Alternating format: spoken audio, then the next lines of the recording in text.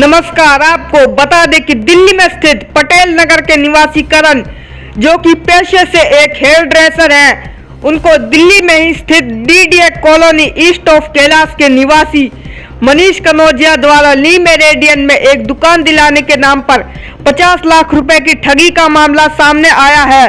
करण पैसे कमाने के लिए विदेश में जाकर काम करने लगे और जब वह कुछ समय बाद विदेश से अपनी फैमिली को सपोर्ट करने वापस लौट कर आए तो उन्हें मनीष मिला, जिसने करण से दोस्ती की और उनसे काफी अच्छा रिश्ता बना लिया।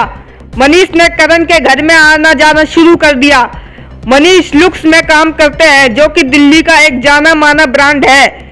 मनीष के पिता राम कुमार कनौजिया ली मेरिडियन, जो कि एक बहुत बड़ा होटल ब्रांड है, उसमें काम करते हैं। मनीष ने करण को ली मेरिडियन में दुकान दिलाने के लिए कहा, जिसके लिए करण मान गए, क्योंकि ली मेरिडियन एक बहुत ही बड़ा होटल ब्रांड है। करण मनीष के साथ पार्टनरशिप करने के लिए तैयार हो गए, जिसके बाद करण ने मनीष को पैसे भेजना शुरू किया। कुछ समय बाद मनीष दिल्ली छोड़कर सिंगापुर चले गए और करण के कई फोन करने पर भी उन्होंने उत्तर नहीं दिया, साथ ही उन्हें अपने इंस्टाग्राम से भी हटा दिया। कुछ दिनों बाद जब वह छुट्टियों से लौट कर आए, तब करण ने उनसे मुलाकात की और पूछा कि मेरे पैसों का क्या हुआ, तो मनीष ने उत्तर दिया, अब हम देखेंगे। जब करण को बहुत दिनों तक मनीष से कोई रिप्लाई नहीं आया तो उन्होंने मनीष को एक लीगल नोटिस भेजा, जिसके बाद मनीष का कहना था कि अब हम तेरे पैसे वापस नहीं करेंगे, जो उखाड़ना है उखाड़ ले। इसके बाद करण ने कोर्ट का दरवाजा खटखटाया। आप देखिए हमारे संवाददाता एसके सागर की रिपोर्ट। मेरा नाम करण पुन है और मैं दिल्ली का रहने वाला हूँ। पटेल नगर में मेरा घर है और पेशे से मैं एक हेयर ड्रेसर हूँ, नाई कहते हैं हम लोगों को। उस व्यक्ति का नाम है मनीष कनौजिया और वो भी दिल्ली के रहने वाले हैं। ईस्ट ऑफ कैलाश में डीडीए कॉलोनी के रहने वाले हैं वो। और ये कुछ 2018 की बात है जो ये चीटिंग मेरे साथ शुरू हुई थी। मैं बाहर देश गया था काम करने के लिए।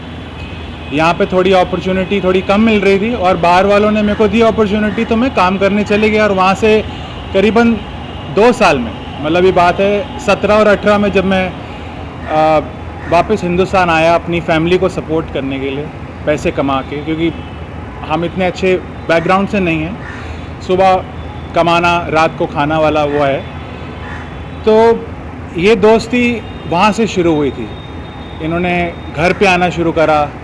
लुक्स में काम करते हैं। लुक्स एक दिल्ली का ब्रांड है और इसके फादर उनका नाम है राम कुमार मनोजिया। वो करते हैं काम ली मेरिडियन में। घर पे आना शुरू हुआ, पहले बातचीत हुई, दोस्ती वोस्ती बढ़नी शुरू हुई, घर वालों के साथ आश्वासन बनाना शुरू हुआ, ट्रस्ट जिसे हम इंग्लिश में बोलते हैं। उसके बाद इन्होंने पैसे लगवाने शुरू करे। शुरुआत में इन्होंने बोला कि लुक्स में हम पार्टनरशिप करेंगे, एक सैलून खोलेंगे दिल्ली के अंदर, बहुत ही अच्छी जगह पर। उसके बाद कहा कि जी ट्रांसफ़र करिए पैसे। धीरे धीरे करते करते 2019 तक ये माजरा चला। मार्च अप्रैल के आसपास इन्होंने पैसा वापस करना छोड़ दिया मुझे और ये चले गए सिंगापुर छुट्टियां मनाने के लिए। मैं इनको फ़ोन पे फ़ोन करता रहा कि भैया मेरा पैसा क्या हो रहा है, क्या नहीं हो रहा है, मुझे बता दो, कुछ बता दो। बस यही निकलता था इनके मुंह से कि हो रहा है, काम हो रहा है। मैं बाहर गया हूँ फाइनेंसरों ढूंढने के लिए कि मैं भी, एक तीसरा फाइनेंसर आएगा, वो डालेगा लुक्स के सैलून में जो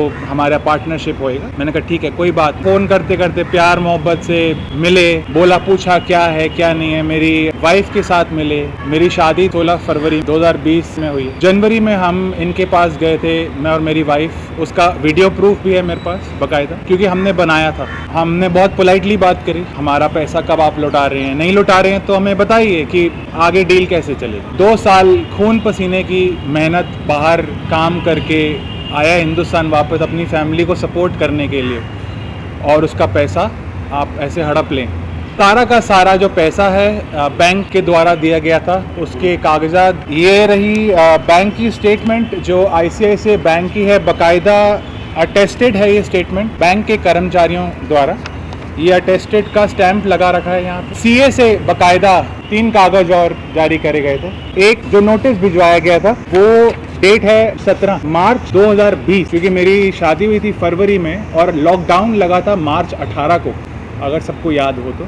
लॉकडाउन से एक दिन पहले हार मान के मैंने एक नोटिस भिजवाया लॉयर के द्वारा। जब आपने नोटिस भिजवाया उससे पहले क्या उन्होंने मना कर दिया था? उन्होंने वीडियो में साफ साफ ये बोल दिया था कि मैं देखूंगा कि क्या कर सकता हूँ, मैं देखूंगा, या तो सैलून खुलवाऊंगा या तो देखेंगे क्या हो सकता है। फिर इसके बावजूद आपने लॉयर से अपने नोटिस क्यों भिजवा दिया जब उन्होंने आश्वासन दिया था? उन्होंने आश्वासन सिर्फ इस बात का दिया था कि मैं देखूंगा कि मैं क्या करूं, या तो मैं सैलून खुलवाऊंगा या तो मैं आपको पैसे वापस दूंगा। जो वीडियो में हमारे पास प्रूफ है, करीबन आधे घंटे का वीडियो है, 2.5 या 2-2.25 मिनट का ऐसा वीडियो है, 2.25-2-2.5 मिनट का होगा, जिसमें वो अपना बोल रहे हैं मैं देखूंगा। अभी मैं कुछ नहीं बोल सकता, यहाँ तो मैं कुछ करूंगा, यहाँ तो पता नहीं। अभी आपको क्या ये आभास हुआ कि हो सकता है ये हमें आपको टाल रहे हो, पैसे न सैलून खुलवाने की, ये बात थी? 2 साल से मैं फ़ोन के द्वारा, मिलन के द्वारा कितनी बार मैं मिलने जा चुका था। मैंने पुलिस में एक बार भी इसको कंप्लेंट नहीं ली है। पोलाइटली मैं चाह रहा था कि मेरा काम हो जाए, क्योंकि देखो मेरे को भी सैलून खोलना था। विश्वास दिलाया गया था जिस ब्रांड के द्वारा, लुक्स और ली मेरिडियन, क्योंकि बोला गया था कि जी मेरे फादर ली मेरिडियन में काम करते हैं, मैं लुक्स का कर्मचारी हूँ, बहुत ही बड़ा नाम वाला कर्मचारी हूँ। तो मैं उसी में था कि चल मेरी ज़िंदगी बन जाएगी, मेरी फैमिली की ज़िंदगी बन जाएगी। 2 साल वेट करना पड़ा, कोई बात नहीं। अब मेरी फैमिली, मेरे माँ बाप हैं, बहुत बूढ़े हैं, मेरी वाइफ है। अब वो क्या कह रहे हैं जब आपने कोर्ट का नोटिस भेजा उनके पास, तब वो क्या कह रहे हैं कि आपको देंगे या नहीं? नोटिस देने के बाद सबसे पहले उन्होंने कहा कि मेरे नंबर, मेरे फादर के नंबर इंस्टाग्राम, सोशल मीडिया में काफ़ी ऊपर है, वहाँ से हमें ब्लॉक कर दिया गया। उसके बाद मैंने उनको मैसेज किया, हालांकि मैं ब्लॉक्ड हूँ, मैं मैसेज कभी पहुँचेगा नहीं। मैंने कर्मचारी के द्वारा उनको मैसेज पहुँचवाया कि देखो मैं हाथ जोड़ के थक गया, प्यार मोहब्बत से बोल बोल के थक गया हूँ, 2 साल होने को आए हैं।